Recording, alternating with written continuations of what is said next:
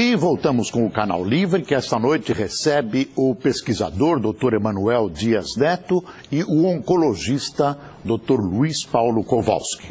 Dr. Emanuel, eu queria que o senhor estabelecesse um paralelo, diferenças e afinidades entre um câncer humano e aquele que afeta os animais. Na verdade, acho que nós temos muitas semelhanças, porque são, como eu tenho insistido, doenças de informação, doenças de alteração de DNA que levam a um descontrole de multiplicação e invasão celular. Inclusive, modelos animais são extremamente interessantes para a gente estudar e compreender um pouco melhor esse processo do câncer, né?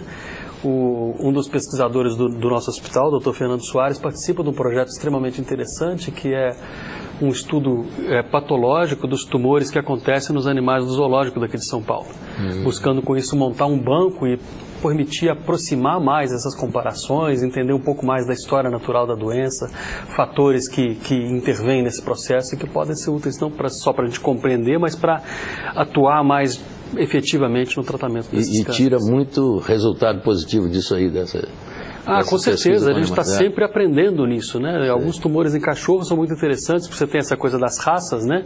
Onde o que é uma raça? Você está exacerbando alguma característica genética ali, inclusive com o desenvolvimento de tumores. E das etnias, o câncer tem etnias humanas, tem alguma diferença? Negros, brancos, amarelos, mediterrâneos, existe alguma diferença nessa abordagem da cura ou da pessoa ser afetada pelo câncer? Existem diferenças, né, de maior risco.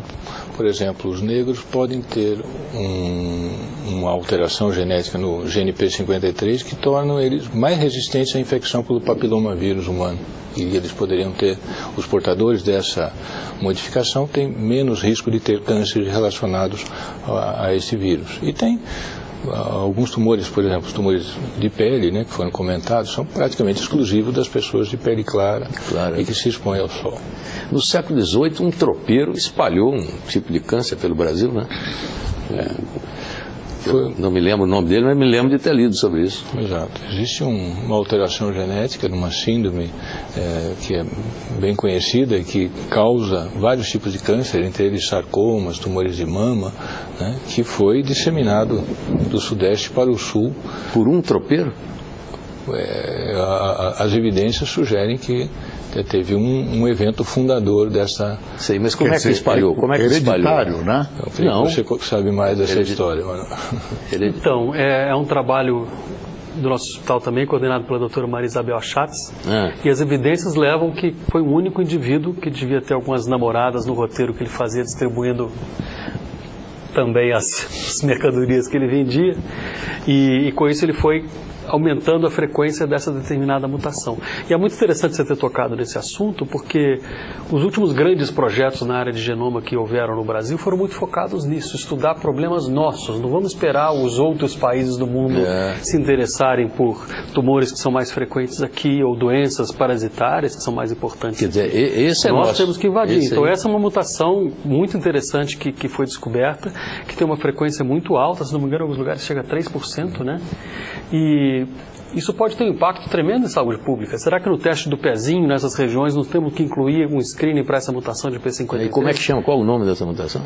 É uma mutação no gene P53. P53. É um gene que controla a multiplicação celular, de se tem um excesso de mutação, aquela célula tem que morrer induzindo a apoptose. Agora tem mais um fator aí aterrorizando as pessoas que se informam sobre isso, que é o HPV, né? Eu fiquei impressionado com os números. É quase uma epidemia que está aí. E o HPV é um tipo de câncer que vem da relação sexual, mais do sexo oral. Sim.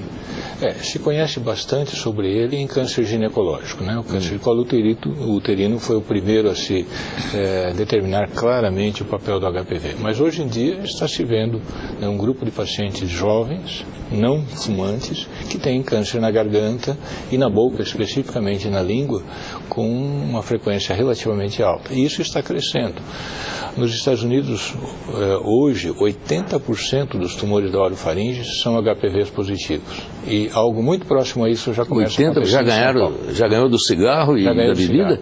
E em 2020, eles acham que os cânceres de cabeça e pescoço, né, nós teremos mais cânceres relacionados ao HPV do que ao tabaco. Sim, agora tem uma vacina, né, que está em estudo, não está disponível ainda, e estamos perto dessa vacina? Então, existe a vacina... E ela resolveria o problema? Resolveria. Mas diz que é só para jovem essa vacina, não serve para todo mundo? Porque ela é eficiente quando o indivíduo ainda não teve contato, quando não teve a doença. Então o ideal é vacinar as meninas e os meninos antes de iniciarem a vida sexual.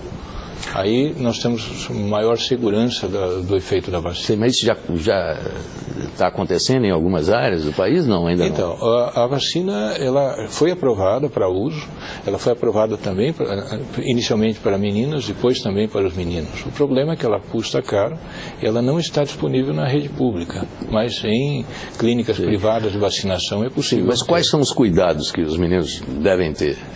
Usar camisinha, por exemplo? Camisinha. Dr. Kowalski. E parece que esse hábito não é tão difundido como devia ser. Né? É mais difundido do que utilizado, né?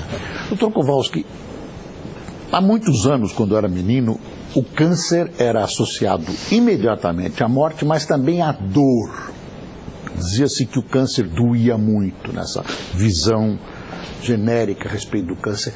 A dor associada ao câncer está, de alguma maneira, amenizada?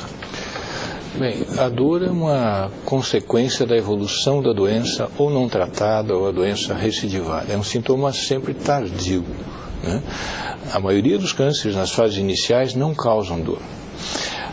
Hoje nós temos, né, medidas muito mais eficientes de controle da dor, medidas medicamentosas, medidas cirúrgicas. As instituições de câncer e várias outras instituições que tratam de câncer também dispõem de equipes específicas para tratamento de dor. Hoje o paciente com câncer, mesmo em fase terminal, não precisa sofrer de dor, né? Existem inúmeras medidas, né, que podem minimizar ou eliminar a dor, mesmo aquelas mais severas. O senhor, que é um cancerologista, um estudioso do câncer, que opinião o senhor tem sobre a possibilidade, num cliente terminal, num doente terminal, de morte assistida? Essa é uma questão extremamente delicada, mas a eutanásia, eu realmente sou contra. Eu acho que nós não devemos abreviar a vida de ninguém, né? A morte assistida, a eutanásia, que é acompanhar o indivíduo que decide, né, que não quer mais fazer nada, né, isso na verdade é uma prática corrente e legal, né?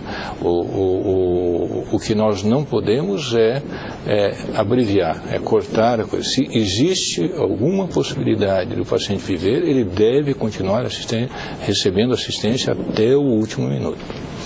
O Canal Livre faz um último intervalo e a gente volta daqui a pouco. Fique conosco.